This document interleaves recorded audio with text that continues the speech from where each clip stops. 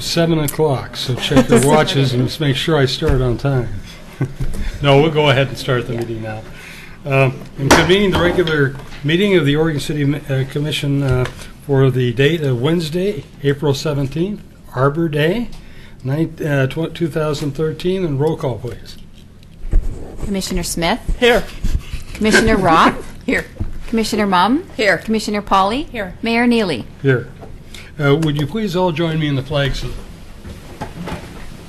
I pledge allegiance to the flag of the United States of America and to the republic for which it stands, one nation, under God, indivisible, with liberty and justice for all. Well, I mentioned, of course, when I said the date, this is a Arbor Day. It's a very significant day because many things that the city has been working on over the last couple of years have come to fruition. One of which is the we have the Arbor Day award ceremony, and one of these things that we've done is we've developed a heritage tree ordinance, and it is possible for people to nominate significant trees on their property or on public property too for designation as heritage trees, which gives them a level of protection. And it was through the Natural Resource Committee the nominations came. Natural Resource Committee is a committee that functions actually under our planning department. And we've had, I think we've had some additional, but we've had 2 that have come through the process. And we're going to give special recognition to those nominations by giving certificates to the citizens who put forward the nominations and on whose property they are located. Peter, you want to help me on this? Sure, we can do that. So we'll go on out and do that. So we have 2 Heritage Tree Awards to award. The first of the Heritage Tree Awards is awarded to Phyllis Gehring. And Phyllis has a Gary oak, Oregon white oak, on her property, which is, we estimate it's at least 150 years old. And that tree has been, was nominated and approved by the City Commission last year. So Phyllis, would you like to come up, please? Phyllis is, I might just say she's coming up. I think Phyllis is one of the first people I met when I moved to Oregon City. So what we have for you, Phyllis, this is the award. This is the plaque that goes in the ground next to the tree. It says Oregon City Heritage Tree 2012, Oregon White Oak, Orchis Gary Anna. And so that goes with the tree. And Wait a minute, Gary Anna. Was that named after Gary? No. And then we also have a certificate for you.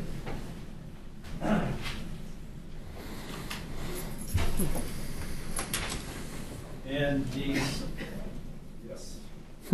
certificate has the scientific name of the tree, has a location, and it says that this certificate is awarded to Phyllis F. Gehring in recognition of valuable contributions to the protection, preservation, and stewardship of heritage trees in Oregon City. I talked about that one. I thank you much, for one thing, for actually hearing about the program so early, to be one of the first people to make the application. And I think somebody walks around along Center Street that will be able to see this tree. Is that correct? That is correct. Okay, Center very Street. You know, the arborist told me the tree was probably 300 years old, 250 to 300 years old. So it's, I'm very happy that it is protected and that it will have a very long life. Well, thank you very much. Well, It's good to see you.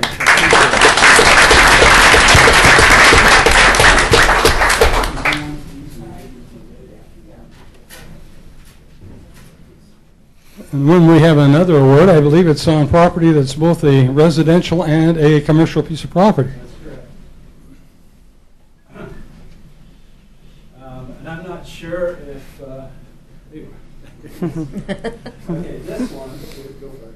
Okay. Well, this is located at I'm going to. Yeah, thank you, at the Ainsworth. I was going to say Abernathy Center. I knew that was right. The Ainsworth House, and Lawrence Bowen and Kevin Yell. They are the people that operate the facility. You want to say some words about this tree as well? Well, I think these guys can probably tell us a little bit about it.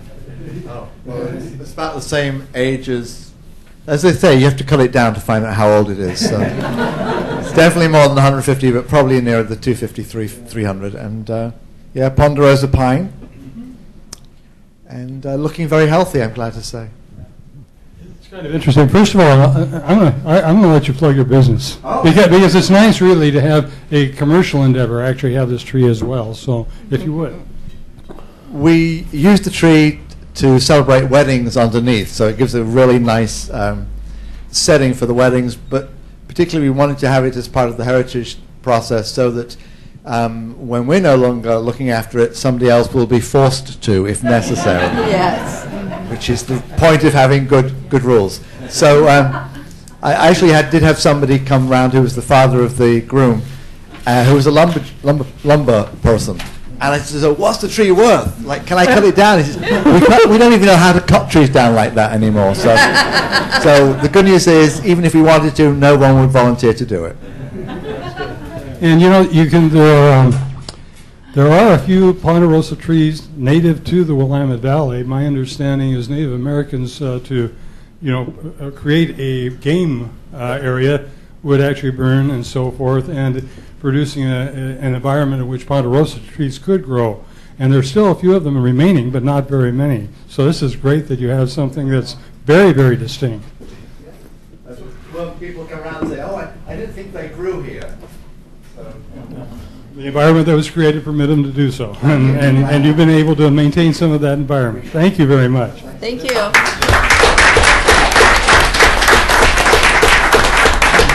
So we have some stakes for the plaque that go with it, so don't forget to pick those up.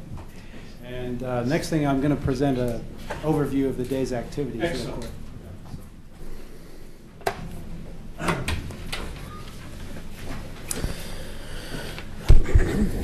So today, Oregon City Arbor Day, this year is April 17th. And I've taken some photos and just wanted to give you an overview of the activities that we had today. Maureen and the library staff had story time and crafts at 10:15 to 11:15. I've got some pictures of that. We had a tree planting and poetry ceremony at McLaughlin Elementary School at 12:30 to 1:30. Clackamas County Soil and Water District, Conservation District, had a free tree giveaway, and I believe they gave away 10 trees. And they're still in the parking lot, I think. And they do have some extras, but we will figure out a way to get the surplus planted. And we're in the award ceremony now. So here's some photos from the library today. This is. I wanted to go back to our previous slide. Sorry. Our partners for Arbor Day this year include the Clackamas County Soil and Water District, Oregon City School District. We also had Friends of Trees with us, and Friends of Trees brought Gary the Oak. Oh, how cute. And apparently the costume is quite cool to wear because it has an open top, and so it but they managed to get that through the door of the Carnegie Library. So here we are with Gary the Oak greeting the kids and having crafts and good time at the library. With Commissioner Pauley and Maureen. Very popular. And here we are at McLaughlin Elementary School. Thanks to Ginger Redlinger for organizing the kids. And we have the poetry readings, and you'll hear those poems tonight. And Mayor Neely has a great question and answer period about education of trees and tree benefits.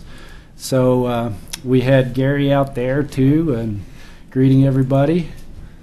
And once we were done talking about the trees and listening to the poetry, we went and finished backfilling the holes for these trees that were planted by our Parks Department. Special thanks to the Parks Department and Larry Potter. There are 12 new trees planted along the pathway behind McLaughlin Elementary. There are 3 species, a tricolor beech, water tupelo, and paperbark maple. And they're planted along the Foster Burgess Fitness Trail, so you can go out and see those anytime. And we hope to continue this project at McLaughlin in the future. Had a wonderful day. The weather was cooperating, and we really had a good time out there. So thanks to everybody who helped out. And I had to put in there that Mayor Neely is a tree hugger. Incidentally, this... Did he hug back? But it had pleasant words to say. That doesn't look like he did. To say to me, no, I didn't hug back. It was a very nice tree. Do we have any? Do we have the tree here now? I mean, the talking voice. No, we don't. No, we don't. What we had were 2 people that were very much involved in this effort, the Friends of the Trees. Yes, what we have, Friends of Trees took off today, but they had a big role today, and we would like to continue to work with Friends of Trees in the future and possibly establish a program with them. Several years ago, with the McLaughlin Neighborhood Association, the Friends of Trees planted several of the trees that are in the parking strips in the McLaughlin neighborhood, and basically it was they arranged with nurseries. They got trees generally that were worth about $25. A resident could pay $5 for the tree, and they'd bring the trees in.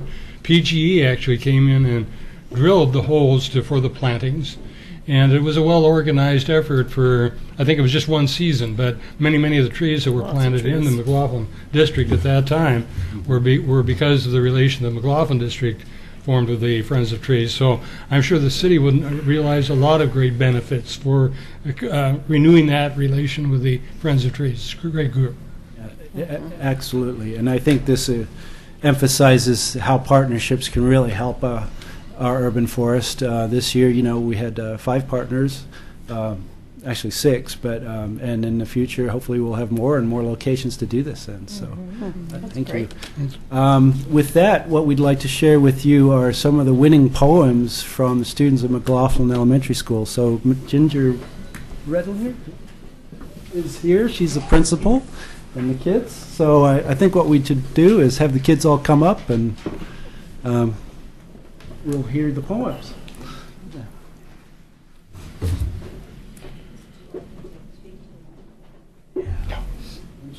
Incidentally, this is you're going to be able to tell your friends and family that if they want to hear you doing this reading, they can get on the website of Oregon City. We are actually filming this. So now you can get good and nervous and make your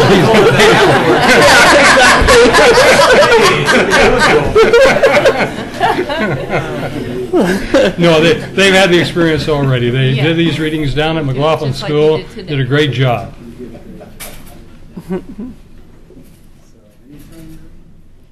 I'm Anna Keelock, and I go to John McLaughlin School, and I'm in 4th grade. Trees are such great living things. Trees are the longest living organisms on the planet and one of the Earth's greatest natural resources. They help keep our air clean and look beautiful in our yards, properties, and parks.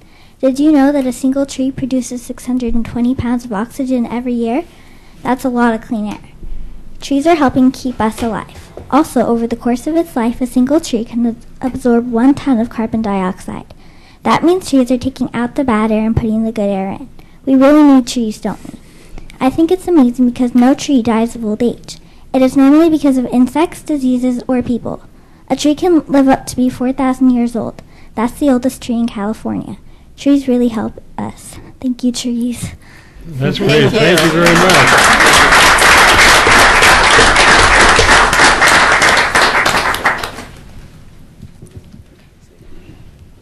My name is Luke.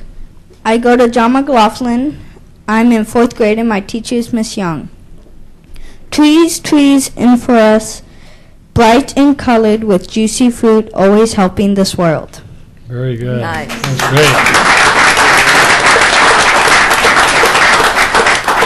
My name's Lily, and my teacher is Mrs. Phillips, and I go to school at John McLaughlin. Beautiful trees. They bloom in the spring. Oh, how I love the spring trees. The air smells so good.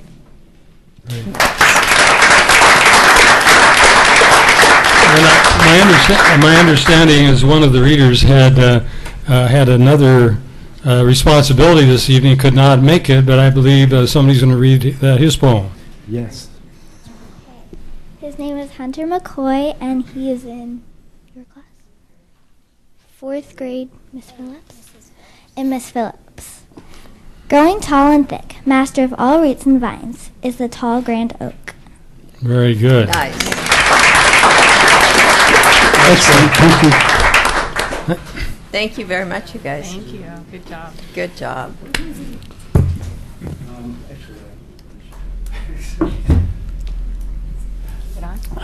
Yeah. And last but certainly not least, I'd like to invite Kristen Ramstad from Oregon Department of Forestry up to talk about the Tree Seeder USA program. Great. Thank you, Pete. Do we get to turn this off?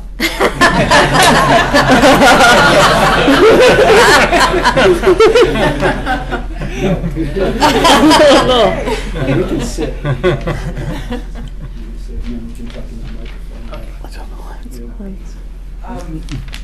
There it goes. There you go. Oh, great. Thank you. And I'll get the other. Okay. Well, great. Mayor Neely, didn't I hear you say when you hugged that tree that it wasn't as soft as your wife? That was true. You heard that. Oh, my gosh. Okay, well, thank you, Pete, for inviting me here tonight. I am Kristen Ramstad from the Oregon Department of Forestry. I'm a community assistance forester there. And I am thrilled to be here because tonight we are celebrating the City of Oregon City's first year as a Tree City USA. And I know this has been a long time coming, and I am glad to be here to do this. The Tree City USA program is a national program that was started in 1975 by the National Arbor Day Foundation. And that's in Nebraska. There are fewer than 4,000 tree cities in the country, and out of Oregon's 240 plus incorporated cities, only about 57 of them are Tree City USAs, and that includes 3 new ones this year: Oregon City, of course, Newport, and the City of Independence. So it's kind of a nice distribution over Western Oregon. So what is a tree city? It means that Oregon City has achieved 4 standards set forth by the Arbor Day Foundation, which are shared by all tree cities throughout the U.S. It means that you have a tree advisory board or urban forestry department, that you have a tree ordinance that designates who is responsible and promotes best management practices for tree care in the city. It spends $2 per capita on trees, and it proclaims and celebrates Arbor Day just as you are doing here today. These days we are surrounded, and some would say assaulted, by the traditional and social media telling us what to think, what to wear, what to eat, etc. And the City of Oregon City, along with Oregon's other Tree City USAs, understand that trees advertise where we live. A well-managed tree resource can help sell a city. Consciously and subconsciously, the social health of a community is reflected by the quality of its urban landscape. A healthy urban forest indicates not only that tree care is a priority, but also that the city and its citizens and all of its partners have the vision to make it so. Research by Dr. Kathy Wolf at the Center of Urban Horticulture at the University of Washington strongly indicates that business districts with attractive trees encourage shoppers to linger longer, pay more, and perhaps most important, return to shop again. Well-managed community trees suggest that residents lead healthy lives, have time to interact with nature, and by association with each other. Healthy trees are among a handful of attributes that say community leadership and staff make good choices on behalf of residents. Healthy trees reflect a generosity of community spirit. So consider trees a marketing tool for your city, along with attributes like public art and clean, safe playgrounds and renovated downtown streetscapes. You don't have to transform your city overnight. It's the ongoing cumulative effort that makes the difference, and that is what the Tree City USA program is designed to recognize through the years. The message you send by doing right by trees in your community is another way of advertising that your city does right by its residents as well. So without further ado, I am so proud of you guys, and I'm so thrilled for you. You should be proud of this accomplishment, and I look forward to seeing you continue being a Tree City USA for many years to come. Thank you. Thank you. So, Thank you.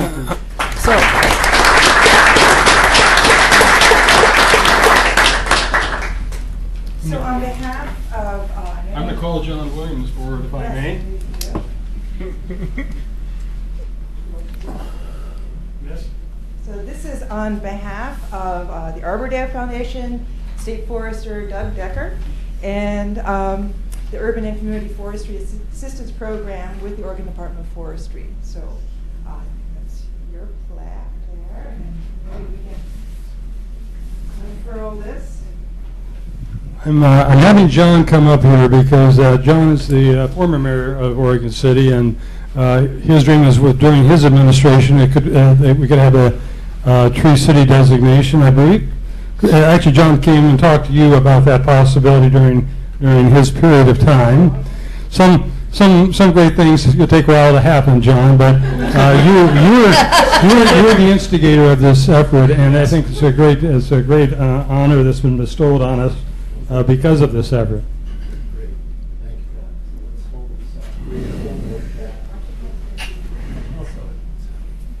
We rehearsed this. Where will you be this one? It's gonna go right up. Where will that be? This will have to be a commission study item. I'm sure if I suggested a place, I'd get voted down. So the best thing to do is. Mayor, you can find 1176 Sunny Lane. If you want. We need a monster truck with a pole. Thank you very much. And,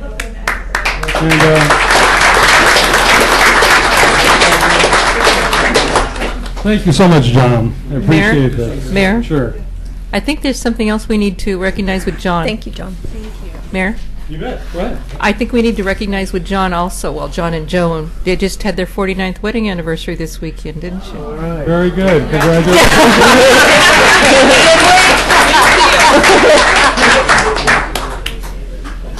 I'd like to mention that this is a consolidated effort between 3 different departments in Oregon City that worked on this. The planning department, natural resource, the Natural Resource Committee was reformed a couple of years ago. We've got some excellent members. Brian Boyce is the president, but we have tremendous expertise in that area, and we have on that in that group Eric Carr, who is also with the Soil and Water Conservation District, and those kinds of associations that we have with the Natural Resource Committee has been very beneficial in terms of getting some of these things forward. But not only was the planning department involved, but so was the Public Works and the Parks and Recreation Department, and had tremendous great support from our city manager. It was when we put this forward as a recommendation for a goal, it was one that he was very excited about, and we advanced it very quickly. Well, it's taken, I said quickly, it's taken a while, but it's been a process. I mean, you have to demonstrate that you're deserving of the honor, and so I thank those departments. I thank you, and also the Soil and Conservation District and those groups that work with us to make this possible. Thank you so much, Kristen.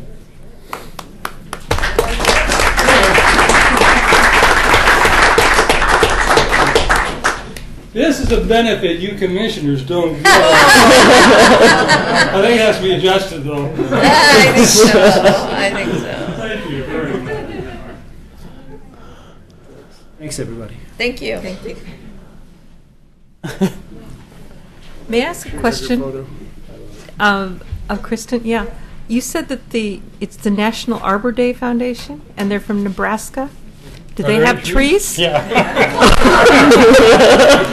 Yes, Arbor Day was started by J. Sterling Morton over, 1872 or something like that. And Nebraska was suffering the effects of the Dust Bowl, and so they realized the importance of planting trees. And so the Arbor Day Foundation is based in Nebraska for that reason. I think I remember a few in the Black Hills. I think they cut most of them down when they made all those steps. Thank you. All right. Good job. Thank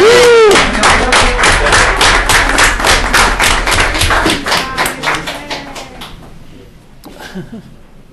Okay, and the next thing under ceremonies and proclamations that we have is the Illuminate Oregon City Project Light Art Exhibit at the Oregon City Municipal Elevator. And I think we have two people to speak to that. Our Main Street person, Lloyd Purdy, and our artist, Cheryl Snow.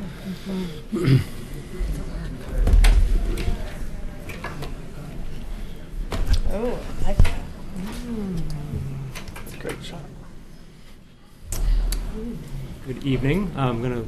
It's coming. Okay, great. We have a couple slides to share with you all. You did a great job. That's great. All done? Shows up well. Congratulations. As usual, I really enjoy sharing good news with you all, and I bring you some more good news this evening. Does everybody know my colleague here, Cheryl Snow? Yes. Oh, Yes, we do. Cheryl's the director of I'm the director of the Clackamas County Arts Alliance, and we are privileged and pleased to be partnering with Main Street Oregon City on this excellent project. and the city. The And two of the us city. and Oregon City probably make up the principal partners of this project, which in summary is about a $250,000 program. It's a placemaking project, and we all are playing important roles. This stunning picture, it was taken by one of our, what I call our photographer in residence. Some of you know Devin Groves, the barista door at Coffee Rush. He took this it was either midnight or 2 a.m. Not a shot that everybody can see. And while this looks great now, what we're hoping to do is make sure the elevator looks great all the time. So this is a good inspiration for us. What this project is, as you recall, it's a partially funded a project partially funded by the National Endowment for the Arts. It's a placemaking project. It's with a coalition of partners. We're going to meet all of them, at least in this PowerPoint later. And it's using the municipal elevator as a focus, as a place to do good placemaking. The idea was that through the National Endowment for the Arts, we can commission an artist to create with public input a projected light. Think about video when we talk about projected light, like we have above us, and we use the elevator as the canvas, as the backdrop for as Cheryl says, and she'll probably say it again, a time-based, ephemeral art exhibit. The rendering or the concept on your screen shows a very initial scope of what we thought might happen to the elevator, painting the column, the observation deck, safety and architectural lighting at the 7th Street entryway, new signage, and we thought initially of different locations where we might site some equipment. That's up for discussion. That's something we're working on now. Speaking of what we're working on now, we're up to step 3 on this project. The first step, and Cheryl's going to talk about this as soon as I introduce this, the first step was to do a national, in fact an international search for an artist. It could have been a team, and we interviewed some teams. They had to be proficient in public engagement, civic engagement, working with the public, and light art, projected light art. So we started that back in September, working closely with Cheryl. We followed the city's policy on public art, and the good news is, on April 3rd, it was the committee made a unanimous selection to retain Tiffany Carbonneau for this project. I'm going to transfer to the next slide and let Cheryl give us a little more background on that.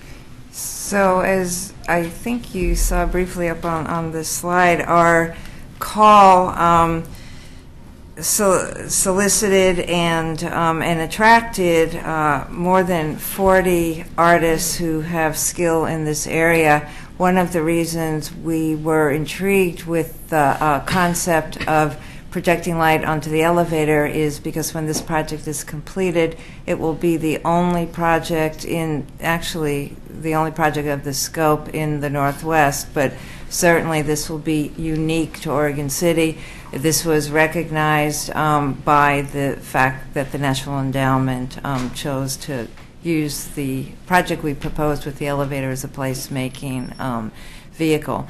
Tiffany, it brings tremendous value to us. Of course, baseline to this selection was that she is an artist that brings exceedingly high skill in her area of expertise. She currently holds a professor of art position in expanded media and digital art at Bellarmine University in Louisville, Kentucky. She has successfully completed, we've thoroughly checked her references. She has successfully completed projects in Cape Town, South Africa, in Poland, a city whose name I can't pronounce well, so I won't. Throughout the Midwest and Louisiana, Kentucky, and she has also been invited several times to present work at the very prestigious Art Basel in Miami.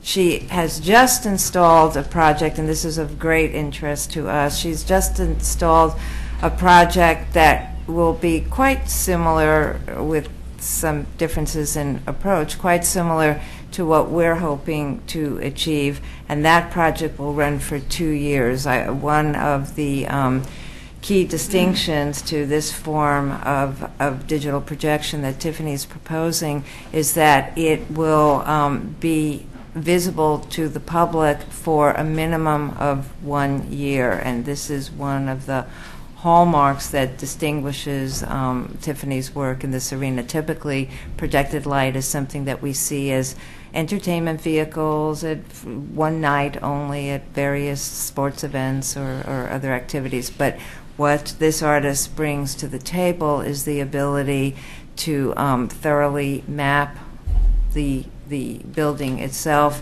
and project directly onto it. So I know I'm rambling a bit here, but we're very excited about the fact that we have attracted an artist of this scope and stature.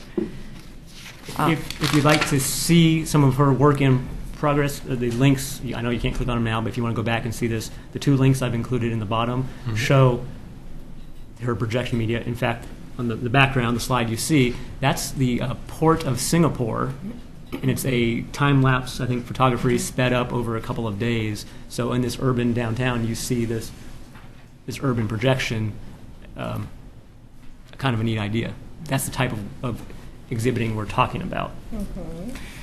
So the other reason that we are very excited about bringing Tiffany Carbonneau to Oregon City is, as I said, baseline, of course, as anybody the committee selected would have to be skilled in their area of expertise. But this is more than a public art project. This is, and we've said this many times, but this is intended to be a place-making project. So chief among the attributes for any successful candidate for this project was the fact that they needed to understand what that meant. And this placemaking is generated by being able to engage successfully with citizens in the city. And this is one of the areas in which Tiffany shines. So she will be present starting around early June through the summer, and then off and on throughout the rest of this year, meeting with citizens throughout the city. She has a plan of action, a marketing plan, as it were. She plans to lead informal meetings at various natural gathering places, coffee shops and such, as well as formal meetings gathering people seeking information, because what she is proposing to create will be based on what she hears from residents and possibly visitors to the town. She also plans to interview selected community leaders. I imagine each of you will be receiving a call or an email. She will be using the usual tools, internet and social media, as well as print media, to get the word out. And intriguingly, she hopes to have a booth at the farmers market, because she feels that that would be a great way to really engage with people in the city and get a feel for what the personality of Oregon City truly is. And then finally, she will conclude the project, her work in the project, after the piece is created and installed. Then she plans to provide a public lecture, a workshop that will be open, available, free of charge to anybody who wishes to attend. Finally, she will conclude, and this is, again, a key piece of this project for us, because while the work itself, light-based projects, are time-based, they are ephemeral, they don't last forever, they're not physical, they're not an object that we can hold and look at. But what we will receive as a lasting impact from Tiffany's engagement here in the city is she will be leading a training workshop for regional artists who wish to learn how to use this relatively new media and new discipline. So by the time Tiffany Carbonneau exits Oregon City, she will have left in her wake a team of professional artists who will have the capacity to not only do their own work, but our hope is that they will be interested in engaging with the equipment, the assets that Tiffany brings that the city will then own. So our hope is that these newly trained artists will have interest in continuing to exhibit work on the elevator. So that's very good. Thank you. Great. Very excited. Speaking of on the elevator, this is again a photo realistic concept. She took some of her other projects and said, here's if I applied those other projects to this structure, here's what would happen. Now this is because she can map the exact geometry of the elevator, and she can choose to or not to bleed over to the rock face behind it. So this just gives you all one sense. Is the one on the right, on my right, is a waterfall. Yeah, on the mill. And when it's in motion, it's very compelling. The other ones are an industrial site, still very interesting and compelling. So just to give you all a taste of what we might expect to see. And if I could just jump in again, you're reminding me, Lloyd, that what was of keen interest to the committee as we met the finalists was to hear, why are you interested in this project? Why do you want to work here? And as it turns out, Tiffany has focused the majority of her work in the last decade on rivers. She is her body of work, as it has been displayed, is almost exclusively focused on rivers and water. So when she saw who we are here in Oregon City, and particularly the falls and the relationship of downtown Oregon City to the river and the falls, she was just, her enthusiasm was so infectious that we were very, very keen on seeing how she might approach. And when she presented this to us in her interview, we were not only charmed, but immediately saw the possibilities for what could happen after she had some intensive and deep thinking about what our particular river and falls are about. Speaking of intensity and enthusiasm, I think Tiffany is interested in coming and living in town for a couple weeks. About 5 weeks. She told our committee that she recently purchased a vintage RV and is planning to drive it to Oregon City. I love it. And we are trying to figure out ways and means for her to have residence at Clackamas Park's RV site for a while. Yeah. But whether or not that works out, she is intending to be in residence for a good part of the summer, and will be back again in the fall and in winter when we expect to install the work. So is Well, in the it, summer, she should be okay. We won't have it flooded out. Is it the thinking? Is it the thinking that one image would be projected on, or would it be rotating? There would be certainly rotating images. It's a little too soon to say what and where and how. But that's the general idea.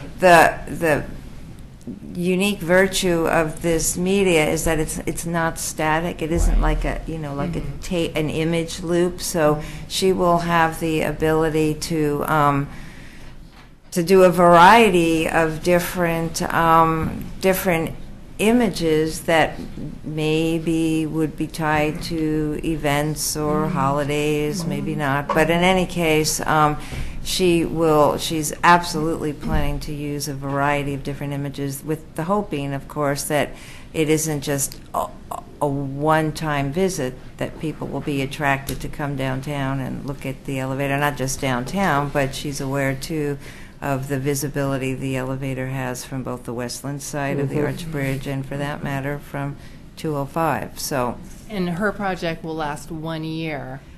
the No. project that we are commissioning will last a minimum of one. We will be exhibiting it a minimum of 1 year. However, at the time she leaves, the city will have the rights to continue showing the work, whether it's at the elevator or somewhere You'll else. own, Just getting more funding. You'll own the artwork. Right. It won't cost you any more to show it more. Okay. Right. You'll own, we'll get into this, the projectors, the equipment, and Right. the artwork. You can show it here, you can show it there, Okay. you can show it on the elevator. You'll have rights in perpetuity, I understand, to the Yes, creative that, content. as long as we, of course, obey copyright laws and credit Right. her. But one of the unique facets of working with time-based media is, unlike the Lee Kelly sculpture that we recently unveiled, there's an object that we can hold and look at, and it's there. That's part of the value that we received for the funds that we paid. Part of the value the city receives for the funds that will pay this artist is the hardware, the equipment. She is purchasing that out of her commission budget. So when she leaves, the project itself is the whatever the media is, probably a DVD, or I don't know what the media is. But at any rate, she will leave us with viewable media that can be projected, and the city then owns the hardware, so that can be reused either with hers. That's great. That's really cool. So that's the exciting part. I'm Yes. going to breeze quickly through the boring part. The other step was doing a Section 106 historic review preview, knowing that we could do this and still treat the elevator as it deserves to be treated, making sure that we will follow, this is per federal requirements, follow environmental protection rules, because we'll be painting the elevator and there's sometimes concerns about lead-based paint. The city will take care of that in the right way. Preliminary discussions with the UP rail line, the stuff that was conversations that city's public works department has and will continue to have, because we'll be working over top of the rail, getting estimates from contractors to put together a budget. And then the next big step that we all will see was leading into step 3, which was scoping out the technical request to hire a local architecture firm to make some recommendations so that we know how to treat the canvas, so to speak. So Dow, DAO Architects, is a very well-regarded firm out of Portland. They've done a lot of bigger projects on that tie art to buildings, and fortunately, through a partnership with Metro's paying the tab for this. We all don't have to cover the expense of bringing in Dow, and if I have awe in my name when I say their name, it's because, well, as David said, wow, Dow. It's a well-regarded firm. So they're coming, in fact, tomorrow, to start investigating what to do about the elevator to prepare it as a canvas. What's the right paint color that makes it look good 24 hours, as well as serves as a historic structure, as well as appropriate canvas for the projecting media, as well as within budget. They will be looking at the 7th Street entryway tunnel, the treatment for that, the thing we see as pedestrians. How do we sign it? How do we light the signs? How do we put architectural lighting that is appropriate to the structure on site? So, painting, color scheme, 7th Street entryway treatment, signage graphics, sign lighting, structural architectural lighting if needed on the structure. all within the context of, and these are the priorities, a dynamic 24-hour appearance between the work they're going to recommend and the artist's work. It should look good all the time. Being true to the mid-century modern identity of the structure, because that's what it is, a mid-century modern structure. Preparing the site as a canvas, and then all within the city's budget, which is the matching funds we're using to leverage the National Endowment for the Arts Commission. Next step, real quickly, we're going to contract with Tiffany. She'll come into town, as Cheryl mentioned, and lead a public engagement process that'll help inform and drive the creation of the content. That'll begin, in fact, in April. Dow, April through May, will be doing their work. By May, we'll get a recommendation from them on what they expect to be, what they recommend as the treatment. Overlapping some of this, Tiffany will be in town doing June through August community engagement. July through September, we think, is when Public Works will be commissioning the contractors to do the site preparation on the elevator.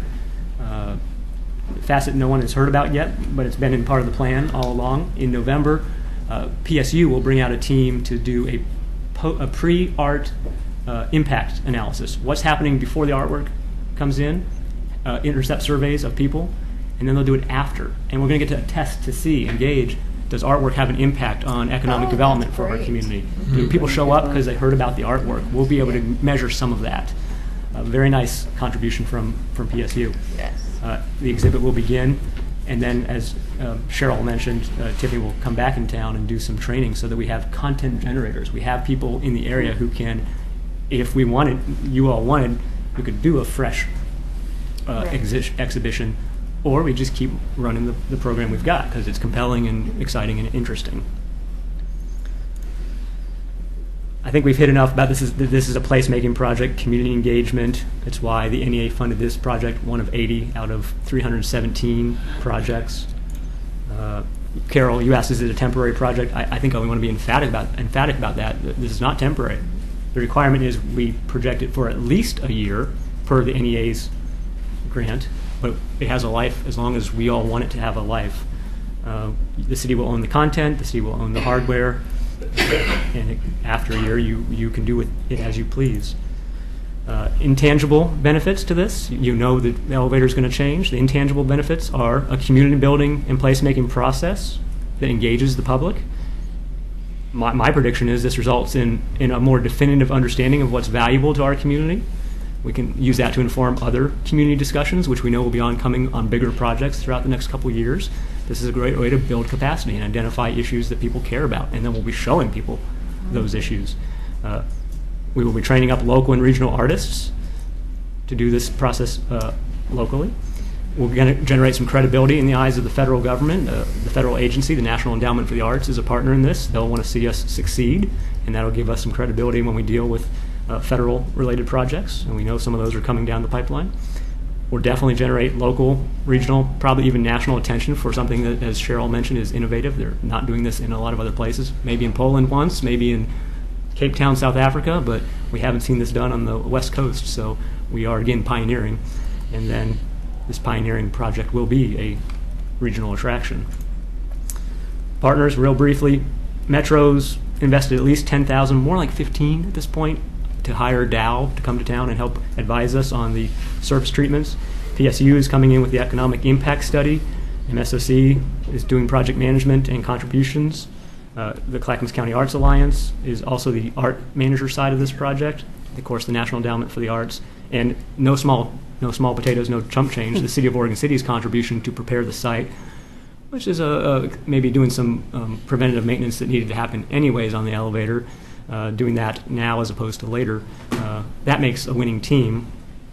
And you all know I'm big on winning teams and assembling the right teams. This is the coalition that's going to make this happen and help us celebrate this place. I've taken more time than I expected, but we've done the update. If you have questions, we can address them now, or send me an email and let me know if you have anything we need to follow up with. I think that looks Commissioner Smith. No questions. This is awesome. Yeah. I just am really excited about it, and I think not only just this project, but the total of all the projects in downtown that are really going to transform the city and take us to the next level that we need to deal with the Blue Heron site. The promenade, Singer Falls, the bridge. This is the next one, and we're going to have a new downtown. And I think I don't think in my lifetime I thought I was going to see these iconic parts of Oregon City look the way they do today. And I'm really excited about it because I think it's each of these little steps is what's driving us to this next hurdle of the mill site. And I think it's all of these pieces, and I shouldn't say little pieces, but all of these pieces combined are just transforming this city and getting so many other partners on board. I think it's extremely obvious that that's affecting what we're doing with the mill right now, with national recognition for what we're doing and getting people on board. It's really exciting. This is why I wanted to be on the city commission, to see Oregon City get to this point and to keep going, and I think we're there, and I'm excited to be a part of it. It's really cool. Thank you. It's great. Kara Pauly. Yes, Pauly. I share in Rocky's excitement also. I think this is great. I like how everything's coming together, and I especially like how projects are highlighting what Oregon City already has and just taking it to that next level and making it relevant for today and honoring the heritage of the past. I think that's awesome. It's great. Yeah, Thank you, guys. Well, I'm very pleased for a public process and an indication that we might be involved in it, because I remember seeing this, I think it was an old postcard or something, not that old because of the current elevator, with King Kong on it. And I could visualize, having King Kong climbing up the elevator and so forth. So that'll probably be my contribution in terms of the public participation. That'll be interesting. The mayor hugging.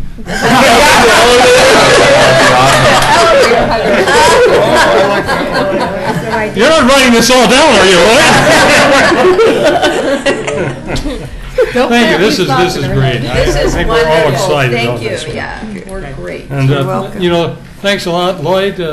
We appreciate the work you're doing down there and the great ideas that are emanating from the community that has resulted in this happening. And you. All the partners. Yes. All the partners are great.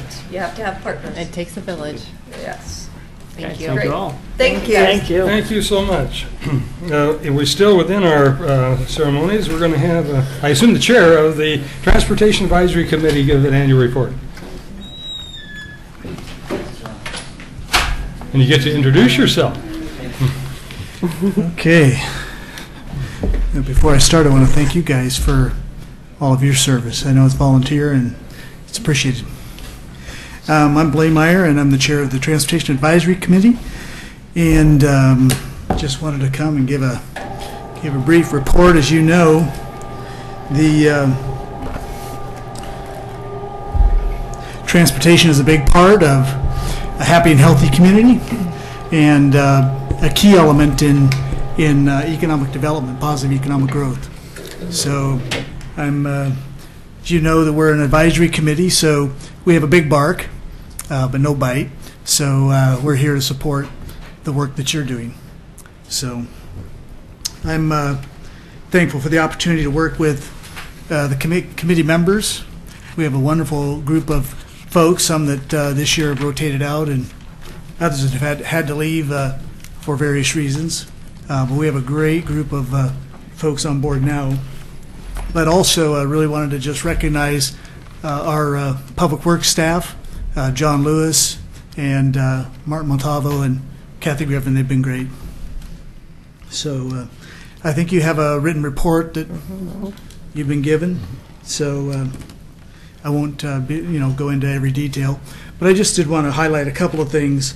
The report that you have talks about some of the 2012 achievements that things that we've worked on, and then goes into a little bit of the goals that we have for this year. 2012 proved to be a busy year. We had the transportation system plan that we've been working on, and of course the Arch Bridge and jug handle, two-way directional change downtown. What else? Yeah, lots. We've listened to lots of community. What's that? A lot of stuff. A lot of stuff. And citizens working, listening to citizens and helping them with their issues. So that's a real rewarding part of what our committee does. 2013, we have some goals that we'd like to see. Some of these we've already started working on in 2012, but one of them was that we wanted to see greater involvement of our committee members in terms of taking on areas of special interest. And also getting more involved with other committees and the commissions, Planning Commission, City Commission, and so a lot of times we would see transportation-related issues being dealt with at upper levels, and we got to thinking, we really should be given the first, to vet those issues and save time and come with solid recommendations, and that would, hopefully be a help to the upper level commissions. So we requested that our emails, the TAC members, be added to all of the databases and the email lists for the others. So now we receive the agendas, we can see what's coming up. That's and what's wonderful. Yeah, so that's good. been helpful. Working together. Yeah. And then also we have encouraged our members to take on areas of special interest. So it's easy to kind of just sit and listen to our wonderful staff give reports, but a lot of times we weren't really getting involved in coming with reports of our own, and so it's just been really exciting to see some of our volunteer members begin to get involved in things like the South End Concept Plan, the McLaughlin Enhancement, and to the trolley and downtown parking and so many other issues that you are well aware of. One of the things that I'm personally excited about, as you might expect, is the bike and ped trails, and now the Oregon City Trail Alliance is on the radar screen. They're up and operating and still fledgling, but I hope to be able to be working with them and doing some things in the area of for transportation. Well, I think I'll just end by saying that as a committee, our intention is not to add another layer of red tape, but rather to be a help to, again, the upper level commissions, and if we can work through the issues, if we can come back with solid recommendations based on good information and good research, I think that would be helpful to you on a variety of projects. So that's about all I had to share, unless you have questions that you'd like to ask. Do you have the rest of your committee here that you might want to introduce? We have 4 members here, myself and Bob LaSalle. Raise your hand, Bob. And Robert Mahoney, and also John Anderson. And these are terrific individuals. Also, Betty Shafsma is on our staff, our committee. Let's see if I can do this. I'm getting older now, so we have Betty Shafsma, we have Scott Fales-Metzger, we have Steve Johnson. So yeah, great group. You got a great group. And we have 3 positions open and 2 now. Okay, thanks. And we're having Bob Mahoney has agreed to kind of take that on as an area of responsibility to go out and find us some new members. So. I'm going to talk to somebody to suggest they apply. We have a person that I think would be excellent as a person who does not own a car and therefore uses the streets, uses the public transportation system, and I think that would be perhaps a good add-on. So, absolutely. Yeah, so I'll be speaking to her. Okay. I was. It's been, for some reason, it's been a little slow in getting applications in for this committee. I don't know why, because everybody complains about traffic. We make them work so hard. That's right. So, yeah, looking forward to filling those positions. What you guys are doing is a great asset to us. Thank you. So thank you very much. You're We welcome. really appreciate it. Thank you. Thank you. You bet. Well, not at all disassociated with our first discussions about Tree City, USA. We have Earth Day coming up, and I have a proclamation to read regarding Earth Day. Whereas Earth Day is observed annually to promote awareness of Earth's life-sustaining ecosystem and the importance of preserving its integrity through education and wise stewardship, and whereas life on our planet and the quest for meaning and purpose in life can be threatened by mankind's failure to take charge and take care of the Earth, and whereas the protection and nurturance of the Earth in every block of every neighborhood, aided by private and public global institutions, can be achieved through mankind's united efforts, and whereas to aid in these purposes, there is a need for worldwide decisions and personal commitment by individuals to be responsible trustees of the Earth in our own town of ability and influence, and whereas many years ago Americans joined together to demonstrate concern for the environment, creating an informed public whose collective action resulted in the passage of sweeping new laws to protect our air, water, and land, and whereas Earth Day is a national and international call to action for all citizens to join in the global effort to save the planet, whereas Earth Day activities and events will educate all citizens of the importance of acting in an environmentally sensitive fashion by recycling, conserving energy and water, using efficient transportation, and adopting a more ecologically sound lifestyle. And whereas Oregon City is a site of many important natural areas, water resources, and geological diversity, now therefore I, Doug Neely, Mayor of Oregon City, do proclaim April 22nd, 2013 as Earth Day in Oregon City, and urge all citizens to celebrate Earth Day by buying and using only those products least harmful to the environment, and remind citizens of their vital connection to the natural world around us. And I'll be signing this in a moment. In terms of our general contribution to Earth Day, although it's not on April 22nd, it's on April 20th, we have our first city cleanup. It's where we do various cleanup projects throughout the city. Groups come forward selecting sites. The registration will be at Clackamas Park from 8:30 to 9 a.m. There will be some there'll be some eats there that probably coffee. And then you'll go to the sites beginning at 9 and then continue on to 12, and then lunch will be served at Clackamas Park. Now this is a event that's been going on for several years. It's this year it's sponsored by Oregon City Garbage, the Home Depot, the Oregon Police Department, Higgins Food and Pharmacy, and also it's in partnership with Saul. If you have a site that's not registered, it's no problem. You can come there. Our code enforcement officer organizes it, and you can just list your site when you come in, as long as you have people to go to that site. Material garbage that's picked up and so forth will be, you can just leave it there on the curbs or wherever it is, and it will be picked up as long as the site is listed. It's a great activity. I encourage anybody that has the time and has an idea of a place to work on, whether it's an environmental cleanup or it's just general cleanup of the neighborhood, encourage you to come. With that, we'll go into our more regular business, I believe, starting off with citizens' comments for items that are not on the agenda. And I'll switch over where I can see names. And I think we have a name. He's not in green yet, but William Gifford. Green? Well, it usually lights up green for somebody that's active. In your case, it's gray.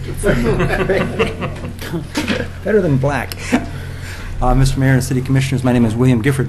And this is way out in left field. It just happened last night. I was having beer with some friends up at the Midway, and a friend from West Lynn, actually. I do have friends in West Lynn. Is that allowed? I don't think that's allowed. I've got lots of friends. Acquaintances. Yeah. No, very good friend. And he pointed out that at least one of the city councilors of West Lynn has an internship. They have, I don't know if it's a student from the college or the high school, that this counselor, they call him, bring to the commission meetings and so on, and maybe they can get some work out of them. But more significantly, I think we have a real need for nurturing more community participation in our youth. Yes. And so that's something that I would suggest that this commission ought to think about. Is why not get some interns and show them the ropes. I've long thought that some of the seniors at the high school that are looking for a senior project could do things such as go around to neighborhood associations and help with the minutes, or at least learn something more about their city governments. But I had not heard of this intern program, so it's just something I'd like for you to consider. Very good. Very cool. Yes, Thank very you. nice. Thank you. Seeing no more, we'll go into adoption of the agendas. We do have an add-on. I was informed about it earlier. On our adoption of the agenda, to add Bella World Wines liquor license for item 7C, and so that's an add-on to our agenda. Any other things? We do not have a consent agenda this time, so we have nothing to pull. So I don't think there's any problem with that add-on. With that, we'll go right on into the adoption of the agenda. Everybody agree to be adopted? With that, public hearings. We're opening public here. We're talking about continuance of the land use application request approval for a zone change, 11 lot subdivision and geological hazards of property located at 19370 Pease Road. And Tony Conkle. Thank you, Mayor. Evening, Commissioners. The proposed land use application for the zone change, subdivision, and geologic hazards is still before the Planning Commission. It was scheduled to be heard on April 8th. The applicant requested a continuance to April 22nd to allow the Planning Commission time to make their decision and recommendation. We are requesting that the Commission take public comment from anyone interested in speaking tonight on the matter, and then continue this application to the May 1st, 2013 City Commission hearing. With that, looking for any, I'll open the public hearing. First, are there any questions on the part of the Commission before we proceed? With that, I'll open the public hearing. Is there anybody that wishes to speak to this? Seeing none, a motion for continuance? So moved. May 1st. To continue this item to May 1st. Second. No, we gotta do this. Yes, we do. second. It was Commissioner Smith, and Kathy was speedier with her fingers than you And were. now she hurt herself. That's yours. I'll never be able to do That's what happens.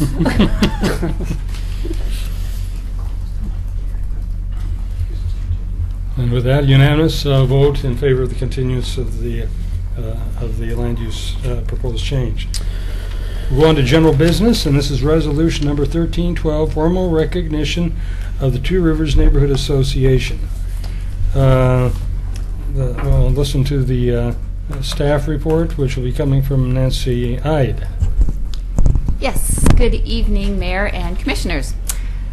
On your agenda this evening, you have a rather rare request to recognize a new neighborhood association in Oregon City.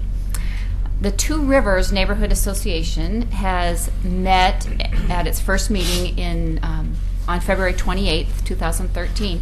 The residents and the business owners in this area elected officers, they adopted bylaws, and they approved the name Two Rivers Neighborhood Association.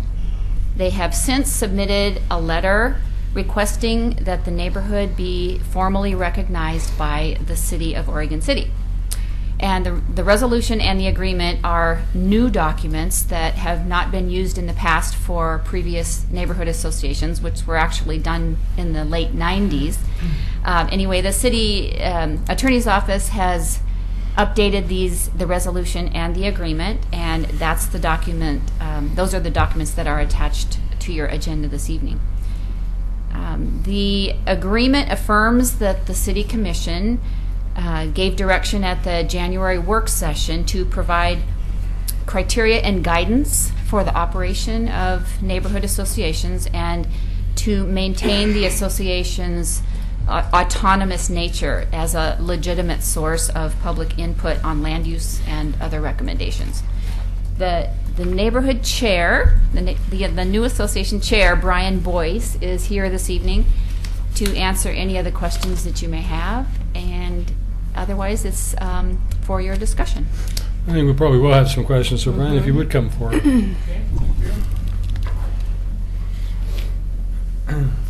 I know we were I think we were all put on a email list, and somebody was, I think, putting forward the concern whether a person, maybe be an officer of another neighborhood association based on where that person resided, then could also be a member of this neighborhood association if they had a business. Is that correct? I would assume that was correct. I hadn't thought of that before. And I don't know if that's an issue. Really, we do have one person that attended our meeting that declined to participate as an officer because he's already an officer elsewhere. Yeah. So so far it's been self-policing. But I guess that was the question I was coming up with. If there was something that actually dictated in some ways that you could not be an officer in one neighborhood association at the same time be an officer in another neighborhood association, I think that might be a concern. Is that across the board in all of our neighborhoods? I don't think so, because most of them are residents. You know, I don't know. I don't know if we recognize the businesses as formal members in those neighborhood associations. I think this would be another exception too, that the business owners, in fact, would be, could have representation. Yeah, and this is an unusual makeup in this compared to most of them. It's primarily businesses. There are some residences, of which I'm one, but it's only a handful. I don't know the exact number. I think most of the residents would be, houses would be in the Park Place area. Betty Mum. I read through your bylaws pretty intensely, highlighted a few items. I do have concerns about crossover between board members having a board seat on one and on the other. So they could be a resident and they could also run a business. So you could possibly get that. So you might need to address that. And then another concern I had here was, it sounds like you guys are wanting more than what a neighborhood association normally gets, in my opinion. It looks like you are looking to have a larger voice with the City Commission, the Planning Commission, and other planning advisory boards. And normally the neighborhood associations are a liaison between, and I don't know, we don't really recognize those as, anybody can come here and talk. Anybody can come here and say anything. So that's another concern. And then I was wondering why you would want to have 2 seats on the CIC when, if it's mostly businesses, the downtown only has 1 seat on the CIC, and the chamber only has 1 seat on the CIC. Well, it was our understanding that we weren't perfectly clear on what the common practice is, but we thought that there was a backup member as well as the primary member. But they only have 1 voice, and in your bylaws it's one vote. So in your bylaws it says that there's 2 votes. But aren't there homes in that neighborhood? There are. There's about a dozen. Yeah, it's not a huge number. Yeah. More like 25 or 30. Yeah. Mm-hmm. We have all of the lower Clackamas Heights area.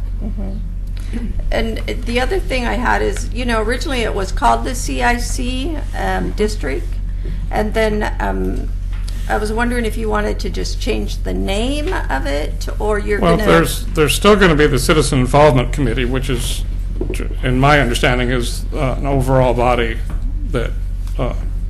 that's made up of a member from each of the neighborhood Neighborhoods. committees. Yeah. Yeah. And so that's still going to be functioning independently. Somehow they were, the original neighborhood association, which had different boundaries originally, was named the same, and it's a little bit confusing, and we really need a distinct name. Well, the CIC was named for that area because there wasn't any residents to speak of in that area. And a neighborhood association is made up mostly all of residents. And that's kind of why they went with the CIC title down there. Yeah. So I understand that it's confusing. And the CIC looks at all the land use applications for that area. So I don't know. Yeah, the boundaries were changed several years ago, about 5 years ago. Yes. And at that point in time, incorporated more residential than there was before. But it's still, in the majority of the area, is still commercial and parkland and things like that. So it's not going to be like another Main Street No. or... Oh, there'll definitely business interests represented because so much of the area is business. So it would not really represent the neighborhood without that. But we're not the same as any of the other groups in the area. We'd like to work with them and cooperate with them, just like we would with the city itself. Okay, I'll wait for my other questions. Commissioner Pauly. Yes, I don't think any resident should be left out of a neighborhood association. My concern is having them lumped in now with businesses when it was originally the neighborhood associations are for residents to weigh in on land use issues. Businesses have other avenues to weigh in on land use issues, and to do that, it's like, can we find a home for these residents to be represented in other neighborhood associations? That would be my question. Yeah, the city is the one that set the boundaries as they are now, and it's basically at the city's pleasure to amend them. If it's not our job to do that. I don't believe. Right. But I think you find that the nature of the area kind of makes those neighborhoods rather distinct. In fact, there was some give and take on whether the Park Place Neighborhood Association or the McLaughlin Neighborhood Association should be responsible for those residents that were right along Abernathy Creek. And I think it may have changed actually at a different one point or another. But when they were forming their current boundaries, there's a big discussion of what should happen to those residences. They're a little bit unique. I mean, they really tie into some of the main corridors like Abernathy, and they're on the other side of 213. The homes are along the river and so forth, and they're really very, very distinct in their own right. They're very distinct from the businesses in other areas.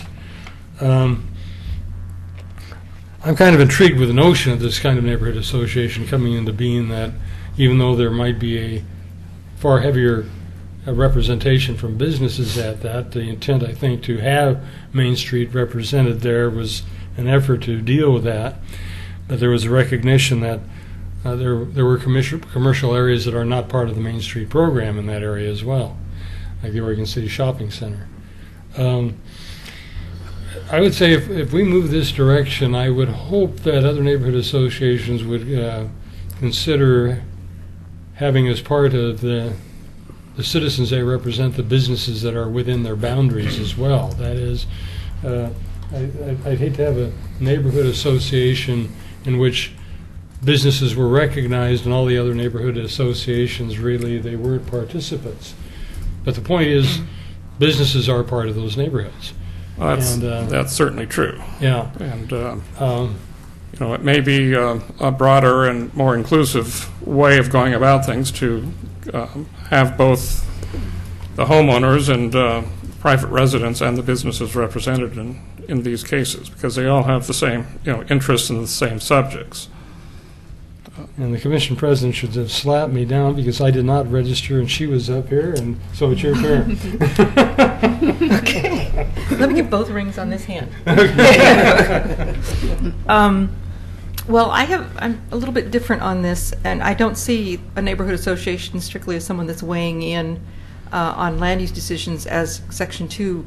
There's a lot, Section 2 points out, there's a lot of different reasons for a neighborhood association to exist. So that's one part of that. Second part is we do have merchants that come to the neighborhood association in McLaughlin. So I don't see that there's any difference in that participation. Maybe official, board memberships and stuff, but we do have merchants that come to McLaughlin. And thirdly, I think as a government under the United States, if you live, it's not any different if you live in Alaska or New York. You get 2 senators. So everyone is entitled to equal representation under the law. And so I don't see any reason for punishing one neighborhood because there's only 25 homes or 30 homes or whatever. Those people still deserve equal representation. Okay. And then I guess Commissioner Mumm gets to finish your long list of highlights there.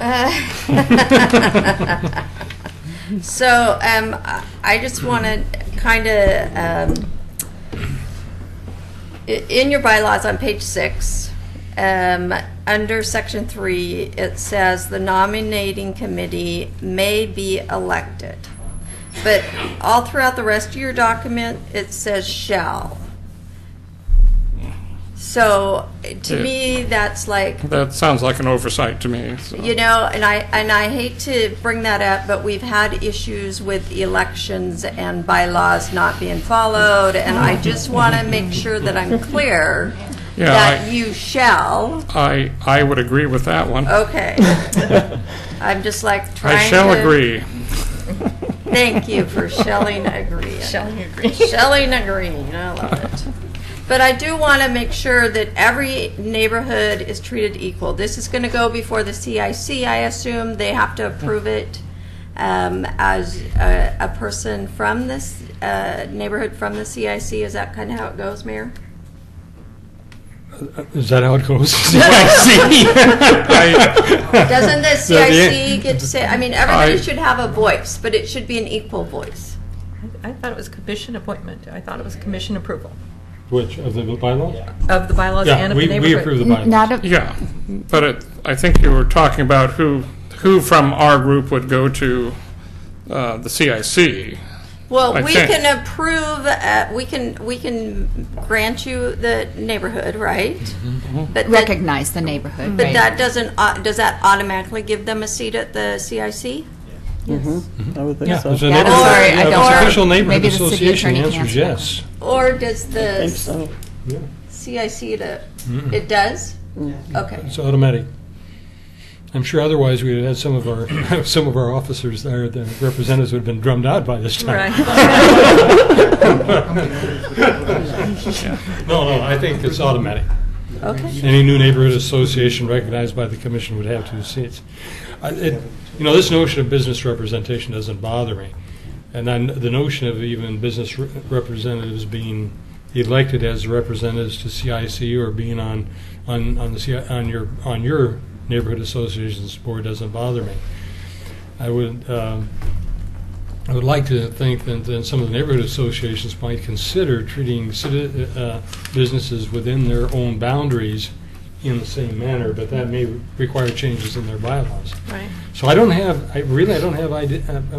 much problem with the concept, other than, and this is probably something that we have to stipulate just to CIC, no representative to the CIC can be from 2 different neighborhood associations. In other words, you couldn't have the same person out of Park Place as a resident and as a business person from your neighborhood association having 2 votes as an individual. I think that would be the only hang-up that I might see on this. Personally, I think it's a great idea, and I think maybe this will blossom to where, Main Street in particular is it almost functions more like a community than some of our other shopping areas do. It's just it's kind of a different feeling down there that I get. But like I said, I think if we could maybe encourage some of the other neighborhood associations to look at their bylaws and to let business owners have a actual same seat at the table that the residents do. That would, I think, require some discussion and thought on our part. But maybe this is a good experiment. Maybe this is where it starts. I think it's great. Mr. Mayor. Yeah, we're at a very basic spot. At this point in time, we don't. We've only had the one meeting, and there's a lot of people that have. There was like a dozen or so, I believe, at the first meeting, which is a fair turnout for your first time around. It is. But, we did have the idea that businesses needed to be, since it's such a high percentage of business, that they needed to be at the table and be able to take part. And I guess I don't have problems with businesses having some input at a neighborhood association level more formally about land use policies, even if it's mostly a business area, so that's not a problem. I got William Gifford wanting to come forward. I'll let the citizens now mix with the commission members. So, William, we come forward. And Betty, do you want to take a seat right next to him? Sure, I will. I just wanted to know when your April meeting was and where. We decided to postpone that until we got approval for the organization. Oh, okay. Yeah, because I think that our reading of the regulations are that you needed to be approved by the city before you could really act on anything. So other than just getting together socially, we couldn't really do anything other than that first meeting where we set up the basic organization. We'll have you come back forward. I'll have you step down, and so other citizens can come forward. Then we'll bring you back if it's needed. That's fine. Margie, do you want to come forward too? Margie Hughes. Identify yourself and whether you're a resident of Oregon City or not. William? This is the order in which I call them. You don't have a debate among yourselves. No. My name is William Gifford, and I live in Oregon City. The purpose for neighborhood associations was originally out of the LCDC, Goal 1 of Citizen Communication. This is particularly and very specifically laid out as a means to have input to land use issues. We have grown that issue to other neighborhood issues, but it has always been primary focus is land use. When I look at the sizes of, let me preface all of this by the fact that I think that there would be no one in certainly I hope in this room or anywhere in the city that would ever imagine me not wanting anything but the most participation of all the neighbors. Of anyone that lives in this city needs to have a voice. When I look at the size of the other neighborhood associations, they range, Ms. I'm guessing between 1,300 and 1,800 people with the exclusion of Kanema, which is 300 and something. But I would say an average of 1,500 households per neighborhood association. And each of those neighborhood associations has 2 votes. I disagree with that concept. I don't think they're like senators. I think that they should be more representative than senators. I think that they're more like representatives, not like senators. When I look at something of that size, 1,500, and I compare it to perhaps 2.5 dozen, being generous, 3 dozen residences in this area, I'm a little bit stuck. First of all, I want every citizen that lives in Oregon City to have a voice. And I think the definition of the problem needs to precede the solution. Because we want representation from those citizens, those residences, as far as I'm concerned, that's the problem definition. The solution, I think, has been predetermined, and I think that we've gotten the cart ahead of the horse. Because there is another simple solution to give these residences a voice. Put the boundaries back where Park Place had it before. take the residences on the north end of this area and put them back in the boundaries of the Park Place Neighborhood Association. Take the residences that live farther on the south end, and there are, in addition to houseboat residences, I think that there are some loft residences and so on, and give them a voice in the McLaughlin Neighborhood Association, their adjoining neighborhood association. The beauty of that simplicity will have to be continued. Margie Hughes. Margie Hughes, and I do live in Oregon City. I live in the Hill and Dale Neighborhood Association, and I did help with getting the neighborhood organized by request of a number of residents who actually reside in this neighborhood association. The bylaws, Betty, for your information, those bylaws are exactly the same as one of the current neighborhood associations. We went through and compared all of the ones. So the definition of the members of a neighborhood association is the same in a lot of your neighborhoods, which include business owners, residents, and the only thing we didn't adopt the if you have an interest, because that was taken out of the new template. So that's where we got. I mean, that's exactly what we did. Was we took compared and looked at the neighborhood associations who had businesses like Hillendale, and adopted those bylaws. That group adopted those bylaws. So that was, the question, and the reason is, and the mayor talked about that. The reason that we were brought in is a number of us from different neighborhood associations have been keeping the Oregon City Shopping Center, the marina, a number of people down in that area apprised of what was happening. And the question they asked was, why don't we have a neighborhood association where we could have been hearing this? And so Brian and Brian, and we have our at-large member is back here too. A number of people came together and said, we think we should have a voice. And we've been working with Katie.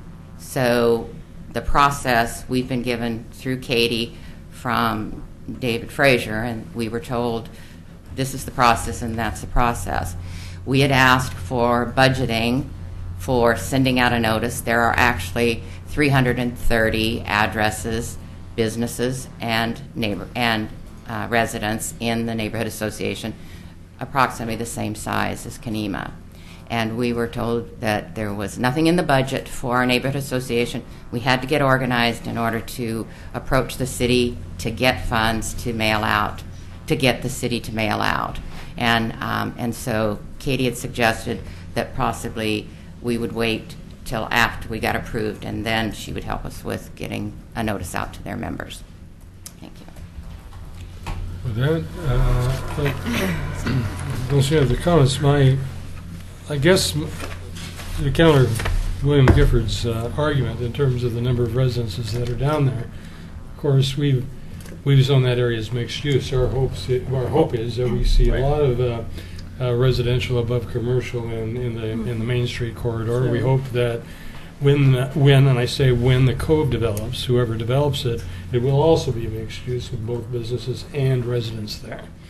And I think it's just physically uniquely separated from the rest of the city. It's just it's below a bluff in one area and at almost river level throughout the whole area, and floodplain area.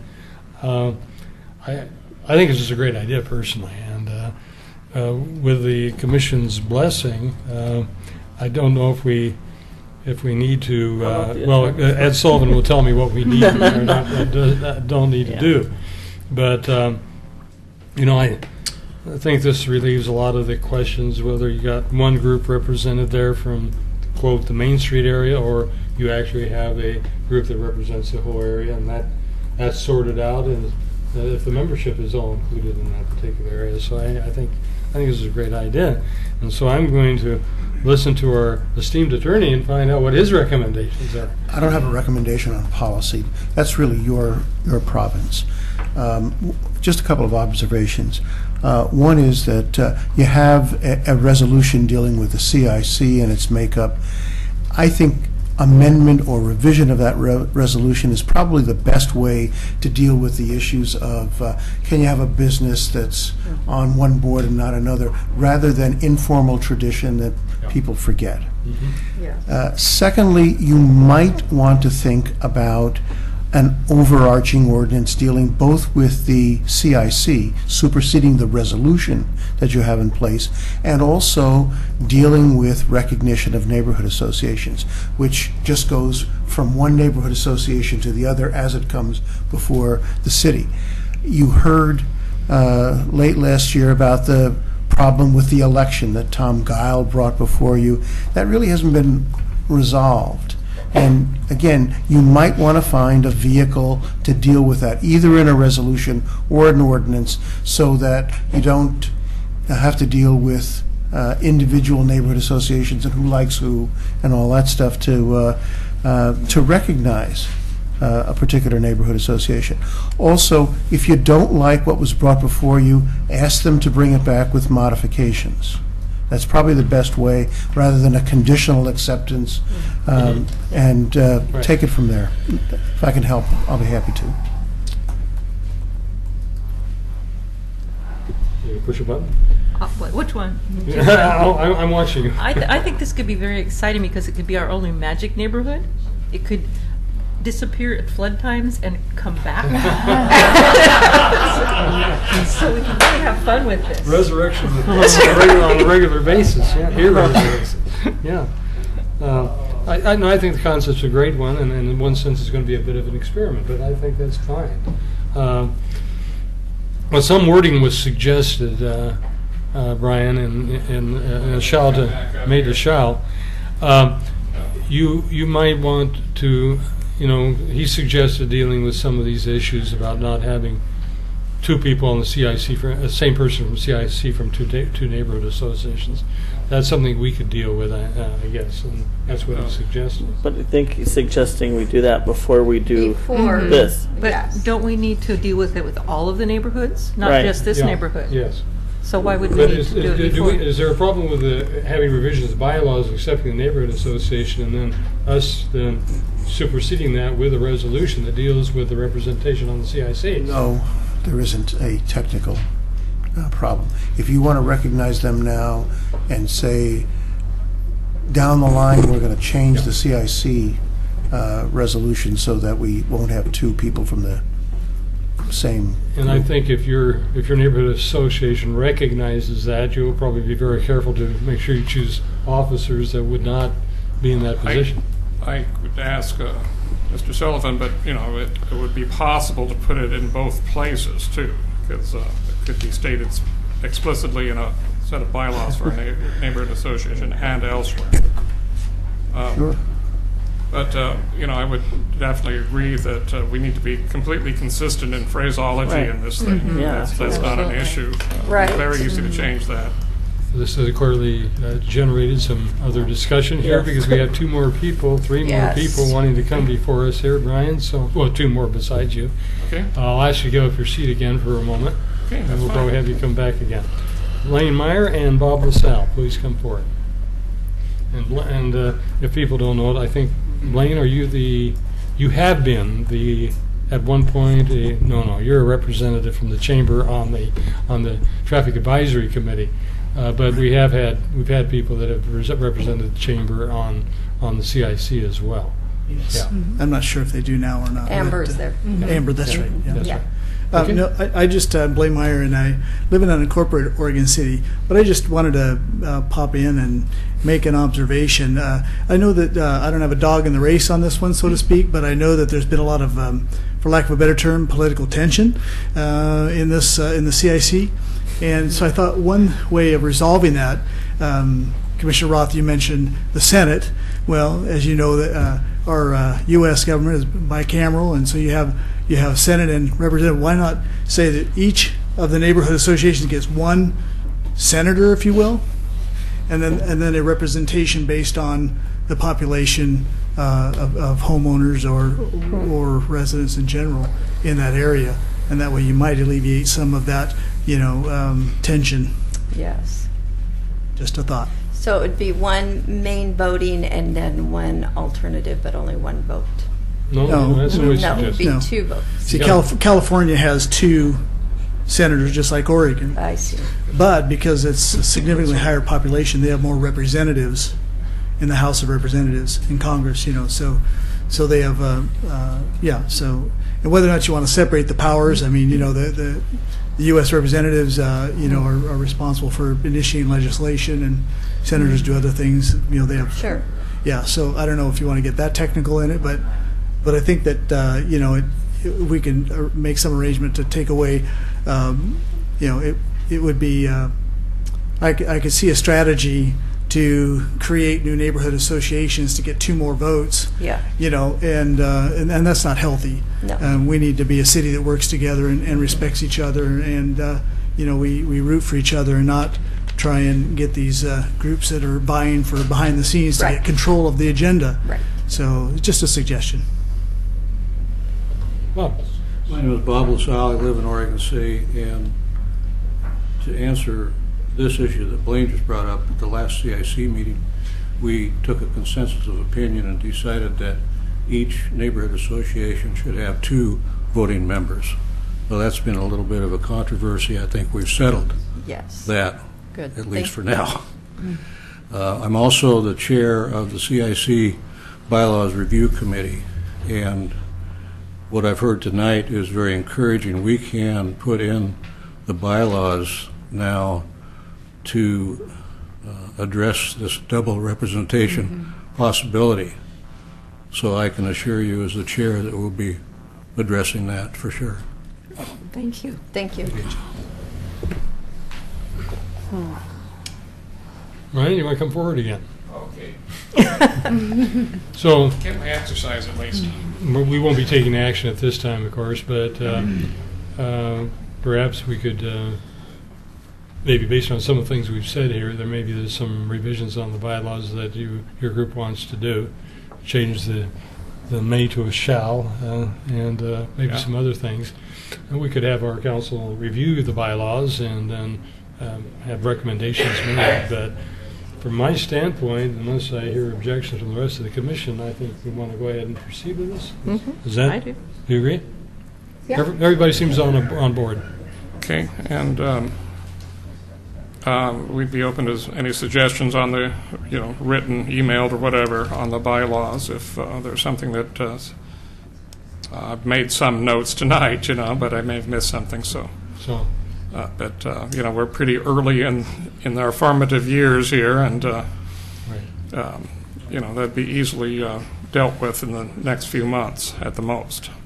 So I would, even though we didn't recommend anything in terms of a study session or anything, in terms of some of these issues that have come up, in terms of the CIC itself, I think we need to have a work session on it. Are we agreed to that? I do too. So we'll want to have a work session to talk about issues that have come up in our discussion about the representation to the CIC. Okay? I thought the CIC was going. There he is. Well, yeah. Yeah. I thought they were going to be addressing. They are, but I think we don't. I mean, they can be part of the work session for this. Oh. That's not. I wasn't suggesting we're going to have a closed discussion. Okay. Okay. Yeah. And some of the other things that we brought up, I don't know that they were considering at that point. 2 member representation has been dealt with. I was thinking more in terms of guaranteeing that you can't have double voting. You can only one person. Can in some states. I have another suggestion. If we could talk offline. Okay. Thank you. Yeah, thanks for all your work. All right. That's great. Thank you. Thank you. We'll look forward to this proceeding up forward. Now we'll go on to our next item on the agenda, which is we're beyond that. The next item on the agenda is a OLC liquor license application applying as a brewery. It's Feckin Brewery LLC on 415 McLaughlin Boulevard, Oregon City. When we go through this, our police department checks out things to see if there are any issues and so forth, and unless there's some reason otherwise, do I hear a motion to approve it? Oh, do we go over here? I will make a motion to approve it. Second. Motion made by President Roth and seconded by Commissioner Smith. It's unanimous. And then we have the add-on, which I think we have. Did we have that before us in the paper form? It's on your screen. It's on our screen. Yeah. Okay, very good. And this add-on is 7C. Yes, there it is. This is another OLCC liquor application applying as new outlet Bella World Wines LLC, 1625 Washington Street, Oregon City. Glad to see another wine shop here. I hear a motion. I'll move to approve. Second. Again, moved by Commissioner Roth, seconded by Commissioner Smith, and vote. Again, unanimous. And with that, we'll open that little sheet here. We are going on into communications. There being no consent agenda with the city manager. Thank you, Mayor. First, I want to report that the staff, in the midst of having our budget approved this week, the Finance Department in particular has been working on changes to your utility bill. It's not quite finished yet. There's going to be an insert. You can see on the top it says your utility bill has changed. And among the changes that we're going to have there is an explanation of who charges whom for what. And that would include clarifying that water treatment comes from South Fork and that wastewater treatment comes from the Clackamas County Tri-City Sewer Service District. And on the back there will be phone numbers and who to call and that sort of thing. That's good. And it'll be, I think, easier for people to understand and hopefully appreciate the fact when the city raises its rates by 3% and other providers and somebody else raises it by a lot more. Yeah, and you can at least see that because in the past we didn't, without that delineation, our utility billing staff that are in that room over there are fielding an awful lot of calls for providers over whom you have no control over the rates. Right. And that's not very democratic, and it's certainly a big workload issue for our staff. And we don't mind trying to help answer questions, but we do think people should know who to call and who to ask questions of about rates. And we're glad to be responsible for the ones we're responsible for. So we're just going to clear that up. And is this also going to include the assistance? I thought you were going to ask about that. We do need to do more work on that. That goes out right now on all of our hangars, but it may go out on this bill, but we want to bring that back to the commission because the staff has got some concerns about the monetary impact of some of that, and I think we need to have further discussion with the commission. I just was trying to give you an update that we're working on this bill and that we're still hoping to get it out in April or May. And with that, I'm also been having discussions, and today I met with Water Environment Services Department Head Mike Kinsey, and I believe last week Wyatt and his staff met with some of their mid-level staff to talk, and then Mayor Neely and I met with Board Chair Ludlow this week, and in each of those encounters we were confronting the question of whether or not Water Environment Services increases that are scheduled to occur, sooner rather than later, actually July 1, I believe. We had some discussion with them because those increases have typically been 10% or even 15%, and I think they're looking at somewhere in the 10 to 11% range, and we were posing the question of whether it might be prudent for them to forego those increases until Oregon City can have its ballot measures resolved on its water system. Now, the water system and the wastewater system are different systems, but we're concerned that our customers won't make that distinction. They'll just see these big increases on the same day they're getting their ballots, which could be problematic. So we're talking, normally political subdivisions avoid putting competing ballot measures on a ballot at the same time. We actually have those discussions. If the school district has something, we try not to put something on there at the same time. It's just a common courtesy. I think the Tri-City District will have an impact, obviously, because whatever they were going to do with that money, they would have to do 6 months later. So I'm not sure how it'll go. I'm on the Tri-City Advisory Committee, and we are very advisory, I would say, and we are going to talk about that at our next meeting and try to come up with some sort of solution. I also think West Lynn is facing capital measures, capital needs, and they may have similar timing issues that they're concerned about. So Mayor Neely and I did not get any kind of a conclusive answer from the board chair, but he was listening and actually encouraged us to put the county commissioner's phone number on the bill. So not sure we'll do that, but we're thinking about just how to make sure that everybody knows what they're paying for and who's charging them and what they're getting for the money.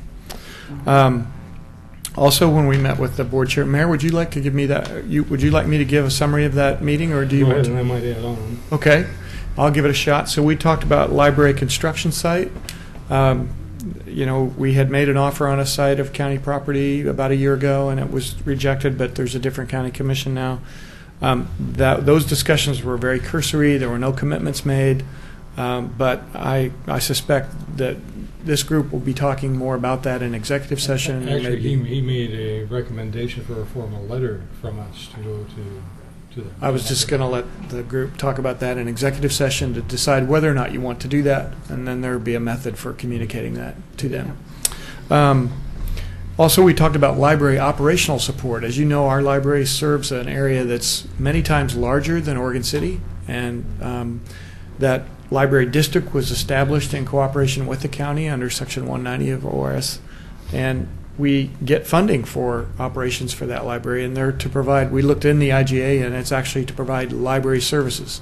Some people at the county level seem to indicate that means it can't go to pay for any portion of any buildings, but you can't have a library service without a building. And so the city has been putting in a lot of money to the building fund of the library, as you know from your budget hearings. We also have allowed the library to operate in the Carnegie without paying rent like another department would, and that rent, they actually pay it, but the rent goes into the building fund. So we're letting them, it's kind of like having your kids live at home while they save up for a house. And maybe that's too close to home for some of you guys. But that's what we're trying to do so that the library can leverage funds. The point I'm trying to make here is that the county and the city, there's so many people that live outside of the city that are served by that district. The county has, I believe, a responsibility to everybody in that district to try to help out where they can. And I think they've been pretty helpful in the past. We're concerned about, there's growing concern about among some of the library professionals in the region that the county's struggling to balance its budget, and sometimes they look to libraries and think that we need to keep that promise. And we were, Mayor Neely and I were very assertive with the board chair that we thought that was a very important value to our community, and we really want them to keep their promise for that funding so that we can keep our promise to serve the people that we promised to serve. So there was a positive discussion, but you have anything you want to say? Well, just a couple of points that we were pressing, and I'll let Maureen Cole correct me if she needs to correct me. But if you look, I'll call them the urban libraries. I'm not including Estacada and so forth, but ones that are in the big general metropolitan area. We have the largest area, and I believe we population. No. Estacada has a larger area, but I'm just talking about those we look at, and those that are within the big metro area. We've got the largest area, excluding Estacada and some of those that have a lot of national forest land. Excluding rural, okay. Yeah, and I believe that we serve the greatest number. We serve the greatest number. Is that true? We do have the highest population. Yeah. So we're a rather important district. Mm-hmm. Then the other things we talked about were downtown courthouse parking. Chair Ludlow has been made aware by some in our business community about the letter I sent before he was elected to chair offering some incentive money from the city to try to cooperate with the county on adding parking for the courthouse. And as you know, we don't have those funds in our next budget because the sunset on that letter was July 1, and it's fast approaching, and I don't see a proposal in front of me. So I'm not very optimistic the county is going to take advantage of that, but we're still trying to encourage them to do something down there to provide additional parking for their courthouse operation, which attracts roughly 70,000 people a year to our downtown. We also talked to them about having commission members from each of the 3 cities serve on the Tri-City Governing Board. The Board of County Commissioners, the 5 of them right now, compose the full board of your Tri-City sewer district. I know it's called Tri-Cities, and I know that none of the current county commissioners live in any of the 3 cities. So we posed that suggestion to the chair, and I think he's going to think about it. There were no commitments again either way, but it was a good discussion, and I think it was the first of what I hope will be. We may never agree on very much with regard to these exchanges, but I think the really important thing is that we have that sort of forced FaceTime every other month or so with our county friends so that we can solve problems together and avoid conflicts where we can. That's something I know Oregon City hasn't done in the past, something I've been pushing for 3 years, and we're getting there. So I'm really grateful. Thank you, Mayor, for making the time also to join us, and so I'm looking forward to the next one. And we'll keep these rotating. If any of you get issues in your mind that you think we should talk to them about, please let us know, and we will bring those forward. Next, John Lewis, I believe, has a little update to the commission about some of the hours of walk-in traffic at the engineering counter. So, John? Thank you. So I wanted to give you an update. Since I've been the department head there, we've been keeping an eye on the counter, the engineering counter, and the spot that I'm talking about isn't this front counter, it's the counter behind the door where we serve people who come in with questions about their property or development review. And we often run our staff is fairly small depending on training and people that are away from the office. We struggle a little bit to cover that counter duty and also do the things that we need to do when there's not people at the counter. So we've been looking at the usage of that service on Fridays in particular.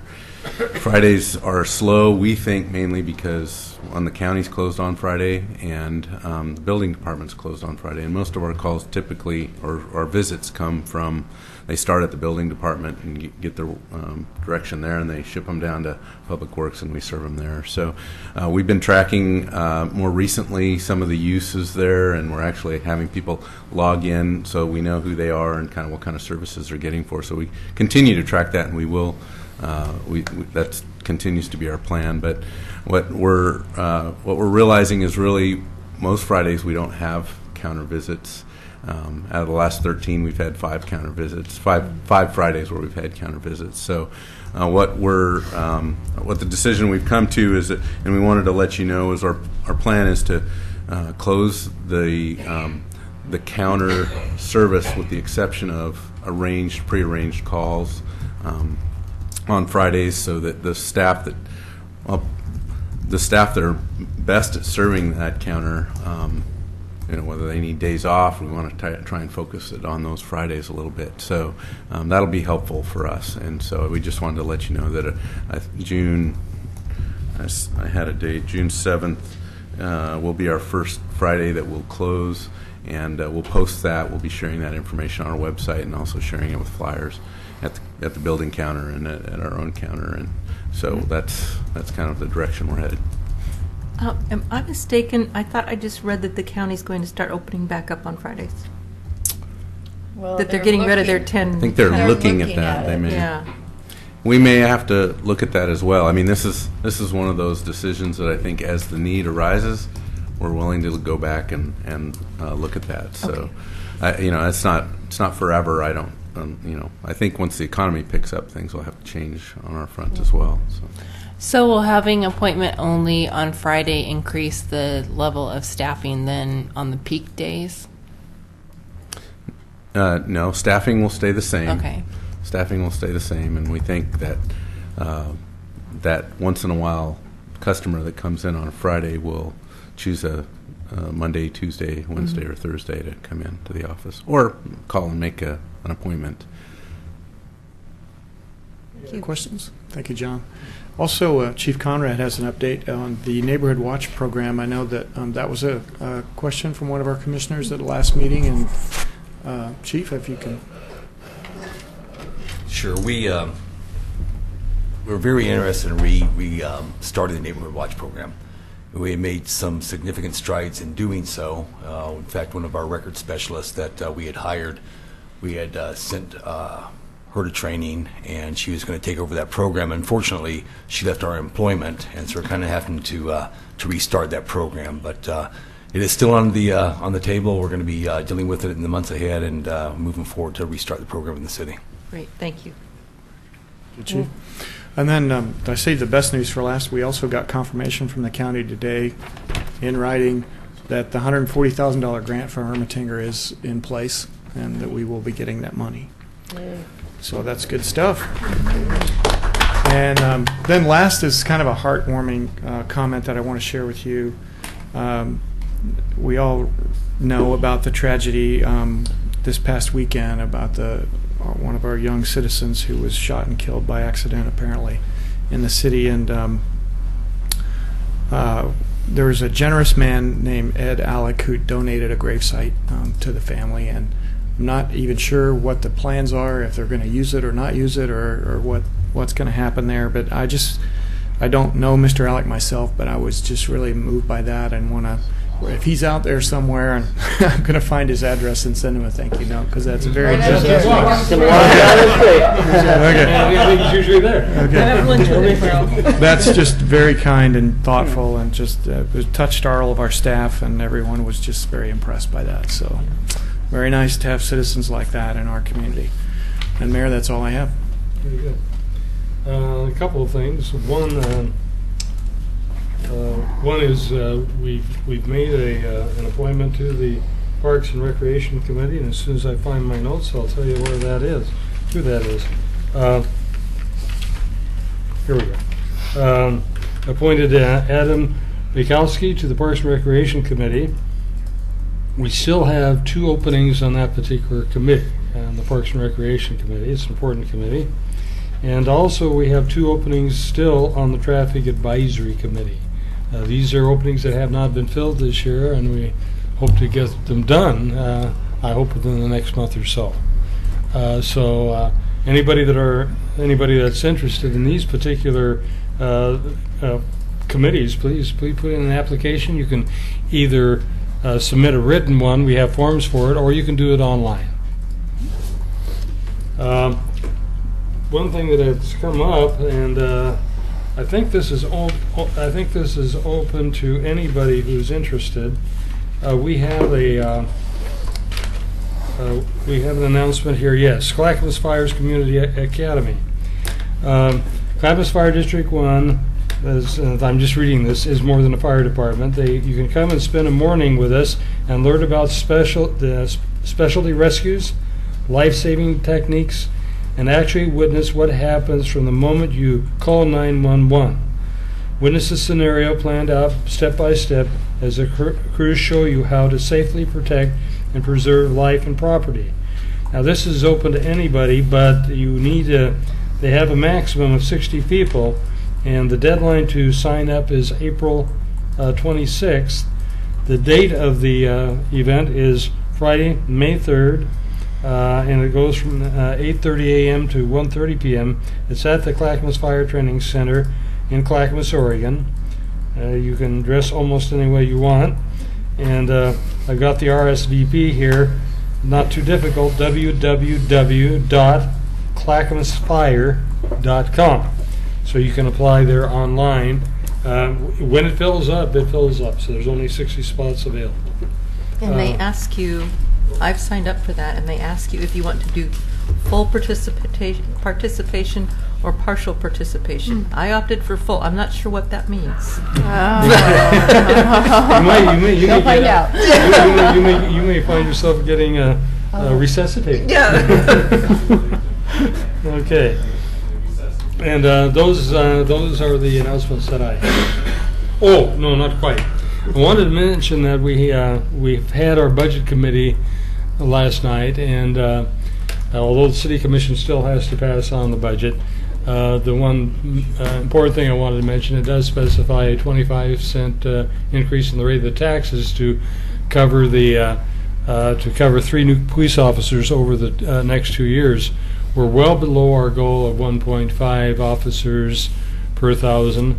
And when I was doing a little research, I found out that even at 1.5, that is low compared to cities in the United States our size. So we're not actually overweighting the police department by having new officers. If we have those officers, we're looking at somebody who will deal predominantly with traffic issues. And of course, our current officers do too, but it was pointed to us when we have one of these tragic events like we did on Saturday. For a period of time, all our detectives are there tied up and trying to deal with these very serious crimes that we face. And so the Budget Committee passed that 25-cent increase in property taxes per 1,000 and unanimously, and it'll be coming to us. Do you know when that's coming back to us? Nancy may have the date. Do we have a date yet? June 19th is the next meeting. June 19th. So they'll be coming to us then. The Budget Committee has made its decision, so it'll be coming to us June 19th. Yes. Anybody have something else to say, Mr. Commissioner Smith? A couple announcements. Pioneer Family Festival is May 3rd, 4th, 5th at Clackamas Park. And information for that is at pioneerfamilyfestival.com. Also, the Oregon City Teddy Bear Parade, which is on May 4th, downtown Oregon City. And it's coming very quick. It's earlier. Sometimes it flips weekends, so it's earlier this year than it has been in the last few years. And I'm feeling that. It's coming very quick, and it's going to be good. But we are still looking for people who want to participate in the parade. There's applications online, and we're still looking for vendors as well. So, good. I've got a couple things. I attended the League of Oregon Cities quarterly regional update meeting today in Milwaukee. And it was very, very informative, and I learned about the Governor's Regional Solutions Team. And something that came out of that is through the Economic Recovery Act, there are funds available that will be dispersed through the Regional Solutions Team. And I don't know if they said that these funds are coming up again very soon, and they'll be emailing you and somebody else. I'm the only one that matters. Okay, that's good. They'll email you, I'm sure. Yeah. Eric doesn't get to hear about it? No, I've heard about it through Greater Portland. Come on. But what they've been doing, they just granted money, and these are low interest loans, and they just gave money to Sandy because Sandy's running out of water, which I found really hard to believe. But they granted them a low interest loan to hook into Bull Run. And so I was wondering if we could maybe apply for, and I did talk to them about applying for these funds for our pipes and things. So that was one thing. Also, this Regional Solution Teams is located at Portland State University and works with grad students to get interns into cities to work on different projects. So they were really encouraging us if we had a project that was a problem project, they would like to become involved. We've actually been working with them already. Okay. Blue Heron is an opportunity project. Mm-hmm. Right. And they had, I don't know if it was them, it was a Hatfield fellow that Right. was working with us from Right. there. So they've been really helpful. Regional Solutions has been very helpful to us on the Blue Heron project. Okay, and the other thing was just a little update is I got a call this morning from Charlie Galbraith, who is the person at the White House that I've been working with.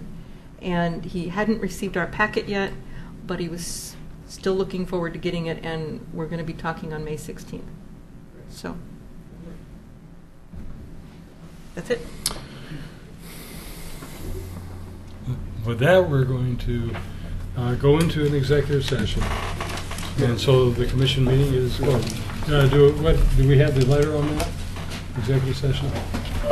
We'll read it at the Okay. session.